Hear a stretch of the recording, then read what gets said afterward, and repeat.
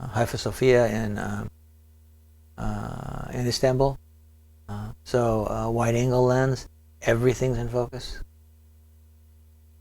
Wide angle lens, those shadows aren't bent, they're straight because it's a wide angle lens, right? It really accentuates that difference to what's closer and it pushes them away a little bit from the center. Landscapes, wide angle lenses, very popular. Everything's in focus, the foreground, midground, and background. By the way, this is over in the Eastern Sierras, mid-October. If you're over there looking for something to do, mid-October, take a little drive up 395, right by Mono Lake, and you'll see this beautiful color everywhere up and down 395. Wide angle lens, all that stuff in the foreground in focus, and we have the little head of the lady way in the back. Everything's in focus, great depth of field. Again, everything in focus. Everything in focus, from the very close foreground all the way through to the background. This is more of a little bit of a telephoto lens that kind of compresses these things together. Still everything's in focus, but it compresses things a little bit. A little bit of a telephoto lens, throwing the background out of focus. Right? It's out of focus really, really quickly, right behind the model. The planes look like they're right on top of the buildings in downtown San Francisco, but they're not. They're far away. They're far away from me. This is a telephoto lens that compresses that distance. And, it's a telephoto lens, not so much. My plan was, this was that new moon a couple of years ago. My plan was, this was shot from the other side of the Golden Gate Bridge, the parking lot. And I calculated so the moon was going to come up over here somewhere. And when the moon rises, it doesn't go straight up, it goes in a diagonal. And so I had calculated it was going to diagonally go up, and perch itself right on the top of this tower of the Bay Bridge. And then I was going to make the picture. It never happened. It went up higher. My calculations were wrong. So this is as close as I could get. I should have got it over about another inch or two, or another couple of millimeters to get it lined up perfectly, but I was pretty mad. And it was also a lot of moisture in the air, so it wasn't really clear. But this moon looks like it's right on top of this tower. It's not. It's really far away with a telephoto lens. Another example of a telephoto lens. I don't know if this looks like very much compression. So a telephoto lens changes the angle of view. The longer the lens, the narrower the angle of view. Sometimes people confuse telephoto or long lenses with macro. Because really you are having a smaller angle of view with a macro lens. You're getting so close that you're only including a small part of the frame. Right? So macro lenses basically enlarge the object that's being photographed. And most macro lenses can reach a magnification of 1:1. So if you were shooting a penny with a macro lens, if you focus at its minimum, as close as you can get, that penny would be double the size on the sensor. Can't do that with a telephoto lens. Can't focus that close. Right? You're narrowing the angle of view, but you're not moving in closer to the object in terms of magnification. Okay? So a lot of you like telephoto or macro lenses. I told you about this on that first PowerPoint. This is simply a 50 millimeter lens turned upside or turned backwards and held on the front of my lens to get about 1:1. This is the eyebrows of my dog. Macro, very close, right up on something, very, very small. The finger's small. This finger is bigger than your finger. It's magnified. These are magnified, but this is interesting. This is shot on a scanner. So instead of using a camera, I put all these nuts and bolts on a flatbed scanner. Then ran the scanner. And that print bar went across and basically did a 1:1 magnification of all of these objects. Scanners are meant for 1:1 because if you scan a picture, you want it to look like the original picture. So it's basically designed to be one-to-one magnification. Another close-up, kind of like macro-esque sort of shot. Back to the scanner again.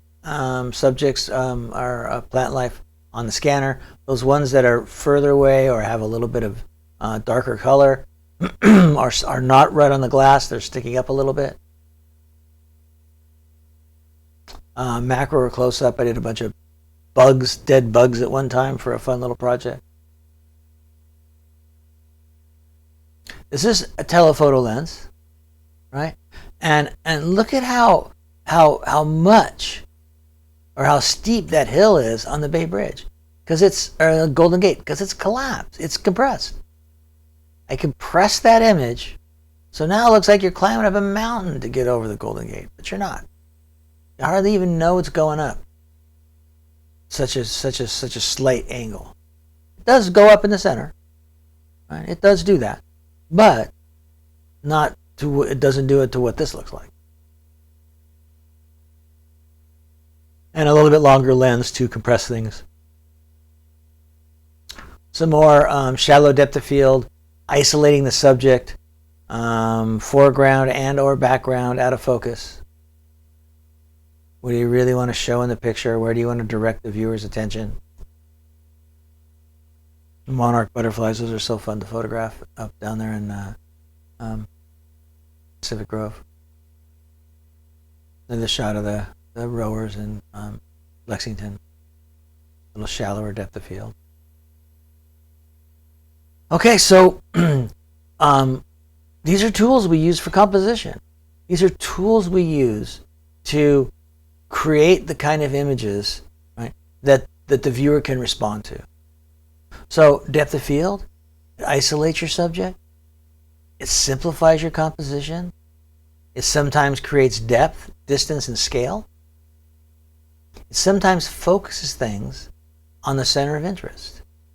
So these are some of the things to consider when you choose what aperture to use, or camera to subject distance, or focal length. Focal length, it compresses the image for a long lens, expands those relationships with a wide angle lens. It can either minimize or maximize perspective. You can make things close to the camera look huge, those things further away small, really changing reality or altering the size of the image. And you can basically enlarge something to the point of abstraction by using a wide angle lens, making it very close to the camera, and making it very large. So again, the tools we use to choose focal length. Do we want a normal lens, a wide lens, or a long lens? Do we want a 50, something less than 50, or something more than 50? Okay, you got that? If you don't, stop, think about it, rewatch it again, and go to the textbook, okay, and have a look and read through that, how they explain it, and it'll probably make sense. A couple more things on filters. We talked a little bit about protection filters back in Module 2. The polarizing filter is an interesting one. It's still the only filter that can't be replicated in one of the post-processing applications. You can't simulate a polarizer after you've taken the photograph. So that's why this is a pretty important filter, especially for landscape photographers to have. They're not cheap, right? Anywhere from 100 to probably 200 or 300, depending on the manufacturer and blah blah blah blah blah. So what it does is it removes the light that has been polarized. It doesn't polarize light, but it takes away light that's been polarized. It removes glare, reflections. It applies to digital and film alike. Okay, it's got a filter factor of 2 stops, so it's kind of gray, and it takes away light. It removes some light that's been polarized, and on average, you have to compensate for that 2 stops. You have to either give it more light coming in through the aperture, or, as we'll talk on the next module, more time and shutter speed. And we'll talk about those relationships in just a minute. Okay? So basically what it does is it takes light that has been polarized or bounces off a reflected surface creating like glare. When the light does that, it's all traveling in the same plane, that glare. And the polarizing filter has some grids in it that as you turn it, it removes that light that's all parallel and allows all the light that's bouncing everywhere to get in. So if you take a bunch of light that's moving in the same plane, you can take care of that, but not affect the light that is generally making up the image, just that light that's either glare or reflection. This is a Hoya polarizer. If you're going to buy a polarizer for your digital camera, make sure it's a circular polarizer. They had linear polarizers for film a long time ago. They won't work with your digital camera. You can't focus. It'll cause all kinds of havoc. So make sure it's a circular polarizer. They also have a millimeter size, like the protection filter. By the way, if you have a protection filter on your lens, take it off, put the polarizer on. You take the polarizer off, put the protection filter back on. You start stacking too many filters, you're asking for trouble. At some point, you're going to hit some vignetting on the edge of the lens. The filters are going to stick out too far and cut away that light on, or cut off that light on the edge of the corners of the image. So be careful. Here's basically what it looks like. That's the two stops, looking through the polarizer on the left and then the scene on the right. So no polarizer on left, fully polarized on the right. It makes the skies bluer. It makes them richer. It gives them almost an indigo sort of look. It creates more contrast. Right? There's all kinds of things this polarizer does. It can't be mimicked post-processing. And you can see this result in the polarizer. Back on this filter, see this little line right here? This outer ring spins independent of this. And when you're looking through the lens and you spin the outer ring, you can basically see the image here. And as you continue to turn, before you've made the complete rotation, you'll come across this image. Then as you make the full rotation, you'll be back to this image. So you can see it through the viewfinder and choose just how much of that polarized light you want to remove. This is a little bit deceiving when it says no filter and polarizing filter. This is not taking away the polarized light. This is taking away the polarized light. Here's another example. An old office over in language arts, or sorry, social science. No filter, or the polarizer is turned to have no effect. And then as you turn that outer ring, eventually you come upon an image where you basically see through the window. All of it's not gone. You still see some of the reflections here, but a lot of it's taken away. Right? So you can see in the window. Landscape nature photographers use this all the time. Here you have the light reflecting off the sky onto the water, and then you use the polarizer and you basically see, right, what's underneath the water, the color of the objects. This is why it's so funny, right? All these bumper stickers keep Tahoe blue. Well, you know what? Lake Tahoe's not blue. If you go up and get a clear glass and take a glass of lake water and hold it up, it's clear. It's not blue. It's only blue because it's reflecting the sky. If you want to keep Lake Tahoe blue, keep the sky blue.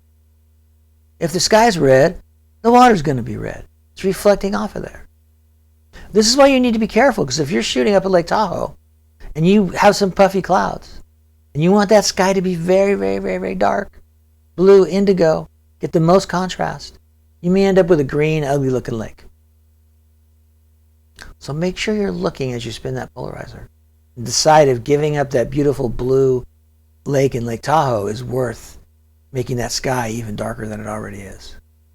Okay, so that's an effect. It's worth playing with. We all pretty much have polarized sunglasses. They work the same way. Tilt your head, you'll see differently.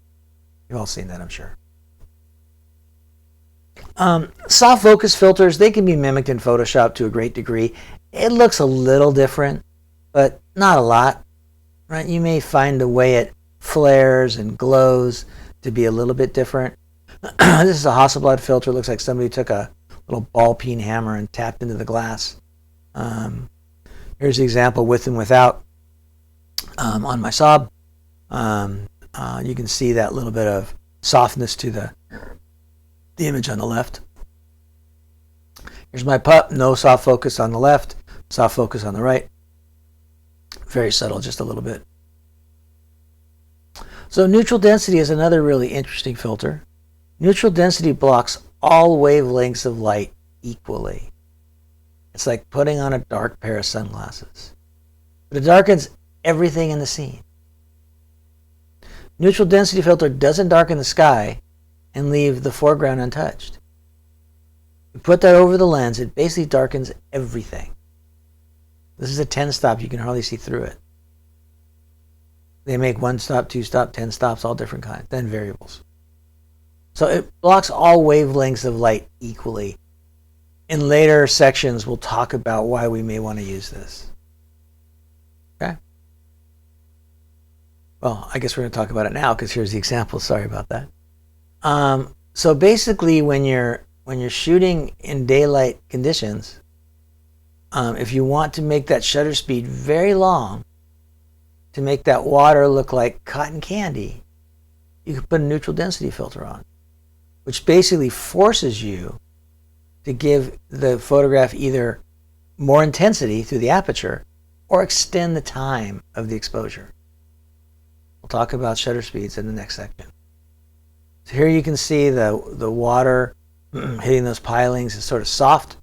Can't really make out the waves or the edge of the water. Here it looks like steam on the base of these piers, but water's going up and down because it's such a long exposure. It's just creating this sort of misty look. Another, we're outside, middle of the day, or maybe a little bit more towards sunset. This is up in Mendocino. Long exposure makes that ocean kind of take on that wispy, smooth kind of feel. Same thing here, waves coming in and out and breaking. But with that neutral density filter, the long exposure creates that misty kind of feel. There's graduated neutral density filters that just darken part of the image. Half of the filter is gray and half is clear. So this allows you to darken a part of the image. Now this can be done in Photoshop very, very easily with a lot of control. Most people don't use this filter in the field anymore. Some old film people have them. They use them because they want to see what the image is going to look like in the camera instead of waiting until they get home. Either way is fine. They work really, really well, but again, it can be mimicked in Photoshop fairly successfully, or Lightroom. Here's an example of what happens to the sky when you put that filter on there. So, post-production or not, right? There's a lot of things we can do on the back end after we take the image and we bring it into an application. But there are some things we have to do on the front end if we want the full effect. Polarizer, right? If we want the full effect of a long exposure or that water looking like cotton candy, there's some things we have to do. Depth of field is really hard to mimic post-processing to get it right. It's a lot of work. You can do it, but it's a lot of work. So what do you do on the lens and what do you do post? Hopefully we'll be able to put some of those together as we continue on through these modules. All right, I want to thank you very much for listening